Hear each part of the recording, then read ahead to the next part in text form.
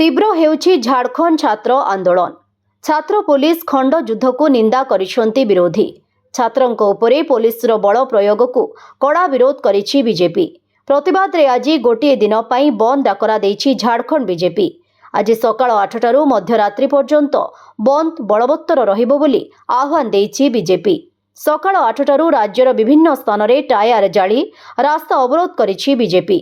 झारखंड रे सरकारी नियुक्ति परीक्षा जेपीएससी और जेएसएससी रे दुर्नीति प्रतिवाद रे जारी रहिथिबा आंदोलन विरोध रे आंदोलन डाकरा दिया जायछि।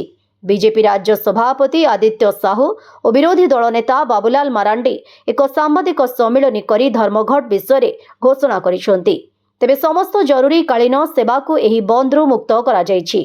यह सहित काउडिया बोलबम भक्त मानक यातायात रे जेपरि कौनसी असुविधा न हेबो सेथिपई विशेष दृष्टि दिया जायछि। अन्य पक्षरे छात्रंक उपरे पुलिसर कार्यानुष्ठान को खोद कांग्रेस मध्य निंदा करिछि।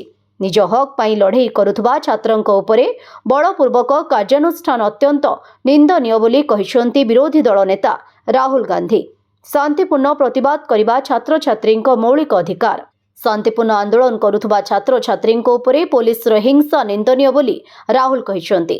तेबे झारखंड प्रशासनिक सेवा और अन्य सरकारी चाकरी नियुक्ति प्रक्रिया रे हेउथबा दुर्नीति बारंबार प्रश्नपत्र लीक विरोध रे जेपीएससी जेएसएससी संस्कार मंच पक्षरु विधानसभा मार्च आह्वान करा जायथिला। हातरे जातीय पताका और प्लाकार्ड धरी हजार हजार चाकरी आशायी पुराना विधानसभा भवन रु नूतन कॉम्प्लेक्स आड़कू आगेइथिले। विक्षोभकारी छात्र मानकु घोड़ाइबा पई लुहबुहा गैस वाटर कैनन एवं लाठी चार्ज होइथिला। पुलिस कार्यानुष्ठान रे बहु छात्र आहत होइछंती। अन्यपटे गत 9 दिन हेब अनशन रे बसिथिबा छात्र नेता देवेंद्र नाथ महातोंक स्वास्थ्य अवस्था गुरुतर हेबारु तांको डाक्तरखाना रे भर्ती करा जायछि। वर्तमान तांको स्वास्थ्य अवस्था स्थिर थिबा सूचना मिलिछि। ब्यूरो रिपोर्ट विकल्प समाचार। आम चैनल को लाइक शेयर एवं सब्सक्राइब करंतु।